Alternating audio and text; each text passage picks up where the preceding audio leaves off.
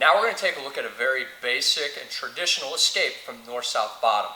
This it works really well if you can get the arm bound, but I'm going to be totally honest, the way that it's set up here is not the highest percentage. What it does allow you to do is it gets you used to transitioning from north-south back to side control and binding that arm. More often than not, that act will get your opponent to disengage and you'll be able to come back into the game. But let's look at what happens when your opponent stays very stagnant and actually lets you complete this move.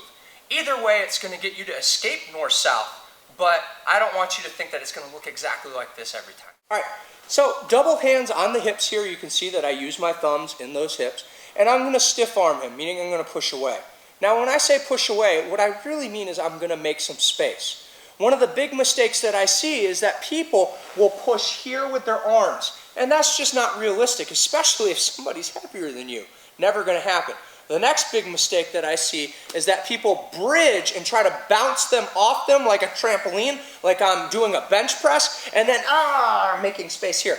That's trash, and that doesn't work either, okay? What we're going to do is we're going to make space with our hips, right? And then as I drop my hips back down is when I'm going to get that space. Remember, and we've talked about this a number of times in my video, space is made on the way down, not on the way up. So I'm here, I make space, and I suck it back up. Now you can see that my armpit is generally close to his elbow, and that is what I want, all right?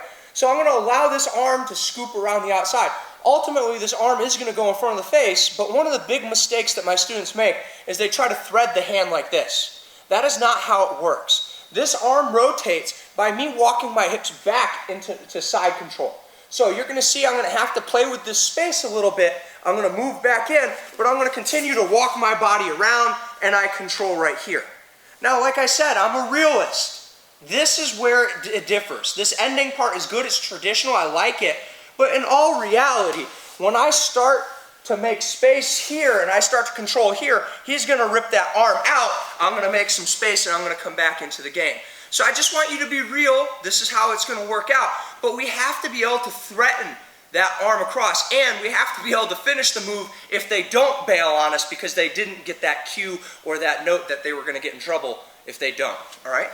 So again, hands on the hips, I bridge, I make that space on the way down. I'm going to start to walk my feet. Remember, I'm changing positions, and this arm is going to scoop, but this arm moves because my hips move, and I get good control. Now, my arm is still on the other side. I like to keep it up here by that hip. I'm going to look in the direction that I want to bridge. I know I want to bridge in this direction because I took that arm away, all right? So I'm looking. Now here's why we call it the hermit crab.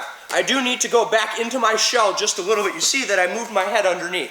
That is so that I have the ability to bridge him where he cannot base, but more importantly, so that I don't bridge him right on my face. You can use this arm a little bit to help guide him over, but don't use it as a pushing motion. I'm going to bridge, I'm going to come up on top, and I maintain good control over top of that arm the whole time. Hands on the hips, I bridge, use that space on the way down. Walking my feet, I let that arm scoop and control.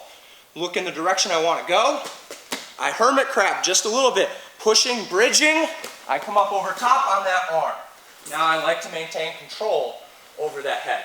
From this angle, it's important that you watch my feet because the space, like I said, for my arm and my arm rotation is made by walking my feet.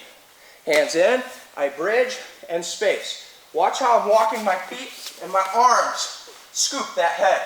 Good control right here. You can see that I've got control. I'm looking in the direction I want to go. I'm walking back underneath, and I'm going to bridge up and over. You can see that I'm maintaining control right here. If you're so inclined, you can reach through and you can take your submission right here.